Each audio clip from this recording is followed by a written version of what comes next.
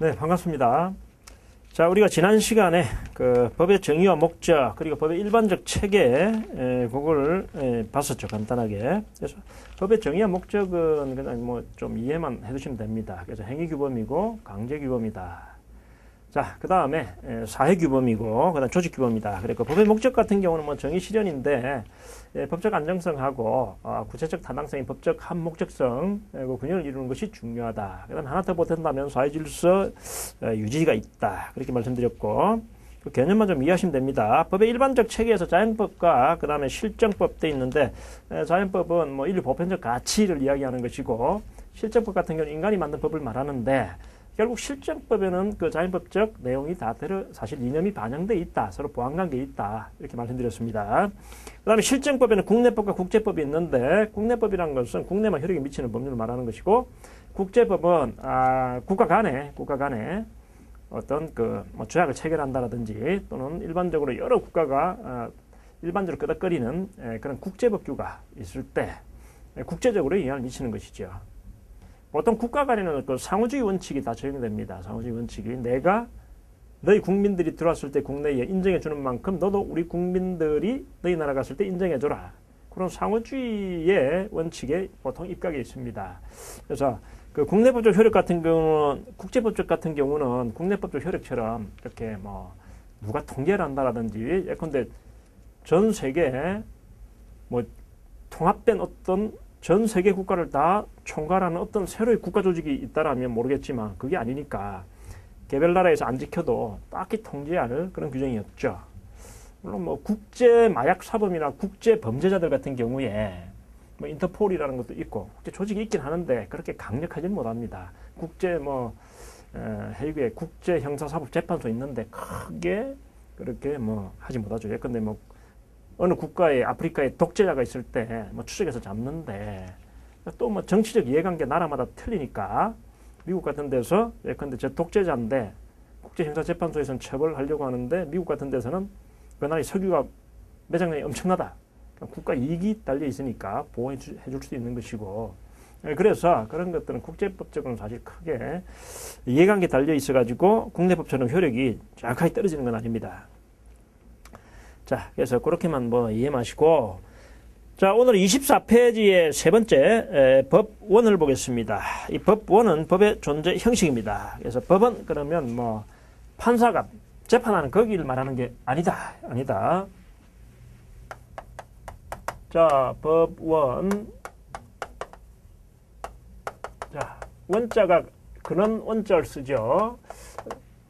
재판관이 판결하는 데를 우리는 지본자를 쓰죠. 다른 겁니다. 우린 요걸 이야기하는 거예요. 요거 근원 원.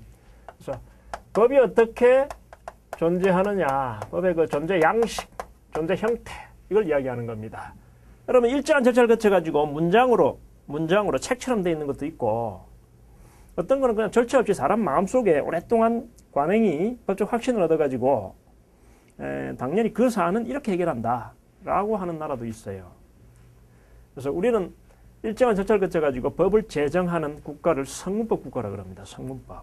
우리나라 같은 경우는 국회 법률 제정 절차를 거쳐가지고, 그죠? 위반을 하면 상임위에 거쳐가지고 국회에 국회의원들 모아가지고 일정 동의 요건을 충족한 다음에 대통령한테 보내면 대통령이 공포를 하면 오히려 효력이 발생하죠. 이런 절차를 거쳐가지고 법이 만들어집니다.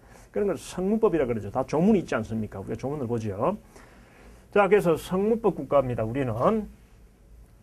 자, 법의 존재 양식 이렇게 되어 있습니다. 책을 한번 보시면 일반적으로 법원이란 법이 어떤 방식으로 존재하는가에 대한 것을 말하는데 그 법의 존재 양식은 표현 방식에 따라 성문법과 불문법으로 구분한다. 이렇게 되어 있죠. 우리는 성문법 국가니까 사회복지 관련 법률은 전부 다 법조문으로 되어 있죠. 조문으로. 당연히 성문법 국가니까. 자, 법의 존재 양식은 성문법과 불문법이 있다. 성문법과 불문법이 있다. 성문법. 뭐 참고 삼아서 보신다라면 이 성문법 국가, 우리나라가 대부분의 나라는 성문법 국가예요. 그 다음에 이제 불문법 국가 이렇게 돼 있는데, 불문법 국가가 조문이 없다 보니까 사실 국가가 점점 커지고 요새같이 다양한 시대에 조문이 없이 일일이 하려고 그러면 사람들이 뭐 관습이라는 건 오랫동안 축적이 돼야 되는데, 사실 그 관습이라는 것이 다 못해주기 때문에, 다 일일이 생활을 다 규율 못해주기 때문에 이 불문법 국가에서 조문이 있어요. 조문을 많이 만들어요. 성문법 국가는 조문이 다 있으니까 문제가 없는데, 조문에 빠지는 내용도 있겠죠. 그런 것들이 이제 관습법이나 이런 걸 보충적으로 적용을 합니다. 자, 성문법 국가 우리나라인데, 요거는 보통 이 대륙법계가 이 성문법 국가의 출발 국가입니다. 그 다음에 이 불문법 국가는 영미법계입니다. 자, 그래서 영국, 미국, 즉 제일 처음에 영국이죠. 해가 지지 않는 나라 영국, 엄청나게 오래된 역사를 자랑하죠. 그러다 보니까 관습이 축적되다 보니까 이 불문법 국가 조문이 필요 없고, 또 왕정 아닙니까? 지금도 왕정. 그래서 이 성문법은요 대륙법계 중심으로 발달해 왔습니다. 그 다음에 이 불문법은 이게 영미법 계통으로 이렇게 발달되어 왔어요. 그래서 영국이나 미국은 판례법이 굉장히 발달되어 있습니다. 판례법이. 우리나라 같은 경우는 이 독일에서 법률을 개수했어요. 독일에서 일본을 통해서 간접적으로 개수했습니다. 일본이 우리나라 한일 합방한 이후에 한국 통치를 했었죠. 식민지 통치를. 자, 그 과정에서 이제 개수가 된 것이죠. 자, 근데 우리는 존심이 있으니까 독일한테 직접 개수했다라고 이야기를 하겠죠. 아무튼 우리는 일본한테 받아들였다는 이야기는 안 해요. 독일한테 받아들였다 그러지. 사실 여기가 진원지니까. 자, 그래서 대륙법계 그러면 이제 독일하고 프랑스입니다. 프랑스인데 이 독일과 프랑스는 같은 대륙법계라도 좀 법 체제가 틀려요. 우리가 취하고 있는 그 체계가 독일법계입니다. 그래서 이게 어떻게 돼 있느냐, 법이 총론, 강론 이런 표현들이 나오는데, 이런 건 전부 다 독일법에서 개수를 했기 때문에 이렇게 표현되는 거예요. 그래서 우리가 뭐 대학에 가면 꼭 법대뿐만 아니라 사회학이라든지 뭐 다른 기본서를 봐도 총론, 강론 또는 뭐 총칙, 각칙 이런 표현들이 있는데, 이런 건 독일에서 학문을 많이 개수를 했기 때문에 그래요. 그래서 강론은 이제 개별 사항을 적어둔 것이고, 총론이란 것은 이 개별 사항에서 고유한 내용들이 지금 적어져 있는 거죠. 개별 사항이 고유한 내용이 적어져 있는 것 중에서 이제 공통사항 또는 개별 사항에 넣을 수 없는 뭐 일반 잡사항, 기타 사항 이런 게 이제 총론에 적어져 있습니다. 총론에.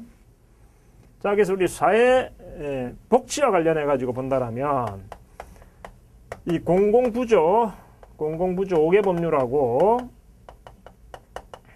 그 다음에 사회복지 서비스법 요 17개 법률. 그래서 뭐 예컨대 의료구법법이다. 그 다음에 긴급복지지원법이다. 국민기초생활보장법이다. 이런 법률들이 있지 않습니까? 일단 노인복지, 아동복지. 네.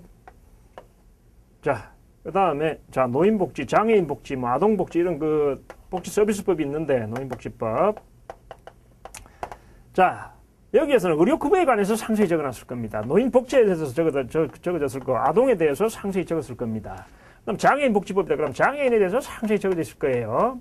근데 여기 보시면 의료급여나 노인복지나 아동이나 장애인이나 실제로 거기서 행위를 하는 사람은 사회복지사일 겁니다. 그럼 여기에 이제 사회복지사가 필요한데, 사회복지사는 어떤 자격을 갖춰야 되고, 그 다음에 어떤 사람은 사회복지사 결격 사유고, 이런 내용들이 개별 법률에 다 개별적으로 규정이 된다면 법률이 굉장히 늘어날 거예요.